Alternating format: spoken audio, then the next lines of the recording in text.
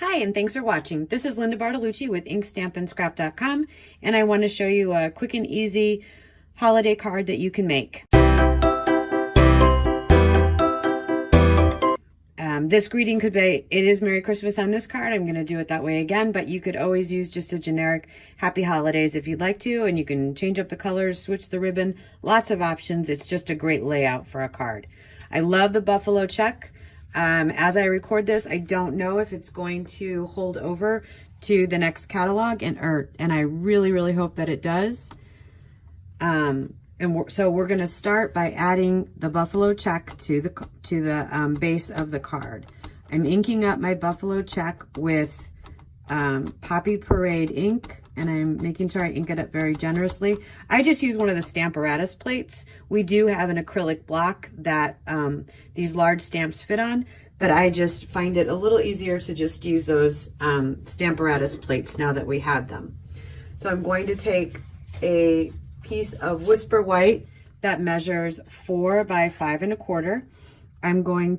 I want about half of it to be on this, so I'm just going to kind of eyeball where the half is. Part of the reason that I add the ribbon is if the half at the top doesn't come out absolutely perfect, that's okay, because I have my ribbon going there. I'm going to take a piece of the Stamparatus grid paper. It's perfect to fit on your Stamparatus. It's also kind of a nice handy scratch sheet of paper. Gives me just a short ruler, 7 by 7.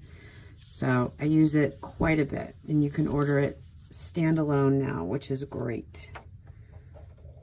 All right, so we're going to take this off, and there we go. You can see at the top it's not absolutely perfect, but once I put the ribbon over it, it'll be just fine.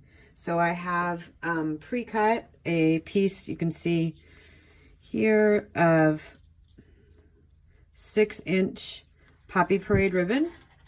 There are 2 sides to this ribbon. This side shows a little bit of a white stripe, and this side does not. I'm going to use the side that doesn't show that, but it's totally up to you which way you would like to put that ribbon on. I'm going to add a little bit of snail there just to secure this down. And then I'm going to wrap it around. I'm going to go ahead and put lots of snail on here to get ready to attach it to the card. And then I'm going to fold in these 2 pieces.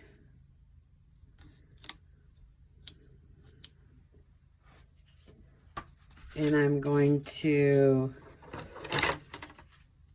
take my 11 by 4 1/4 piece of Poppy Parade.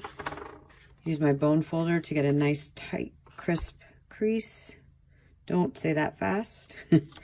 Could trip over it. All right, and then I'm gonna bring in the Merry Christmas greeting from, I know it's upside down, but I don't have the sticker on the other side.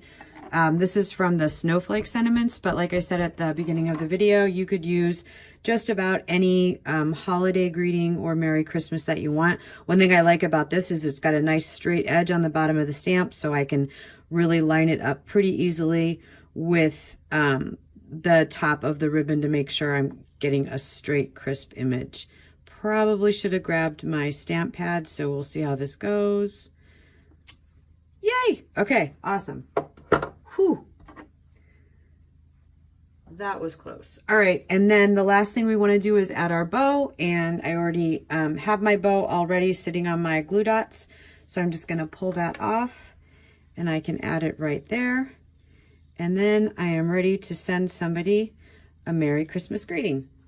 Hope you liked this. Please, if you're watching it on YouTube, give me a thumbs up below. If you're watching it on my blog, leave a comment. Let me know what you think. If you'd like to see more quick and easy cards like this, it helps me to know that's what you're interested in. Have a great day. If you like this video, be sure to subscribe to my YouTube channel.